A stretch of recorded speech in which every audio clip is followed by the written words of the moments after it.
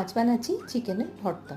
প্রথমে চিকেনটাকে গোটা গরম মশলা, তেজপাতা আর নুন দিয়ে সেদ্ধ করে নেব। আর একটা বড় টমেটো আর কিছু রসুনের কুয়োকে ভালো করে তেল মাখিয়ে 200 ডিগ্রিতে প্রায় আধ ঘন্টার জন্য গ্রিল করে নেব, বা এটা গ্যাসের আগুনে পুড়িয়েও নেওয়া যায়। একদিকে টমেটো আর রসুনটা গ্রিল হয়ে গেছে আর অন্যদিকে চিকেনটাও ভালো করে সেদ্ধ হয়ে গেছে। এবার এটাকে একটা মিক্সিতে বেটে নেব। ওভেনে গ্রিল করে নেওয়া বা আগুনে পোড়ানো টমেটো আর রসুনগুলোকে ভালো করে থেতো করে নেব হাত দিয়ে। এবার প্যানে সর্ষের তেল গরম করে কালো জিরে আর শুকনো লঙ্কা ফোড়ন দেবো, আর অ্যাড করে দেবো কুচি করে কেটে রাখা পেঁয়াজ।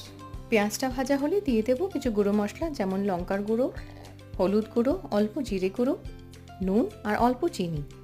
সব মশলা পেঁয়াজের সাথে ভালো করে ভাজা ভাজা হয়ে গেলে দিয়ে দেবো টমেটো আর রসুনের যে একটা পেস্ট মতো তৈরি করেছিলাম।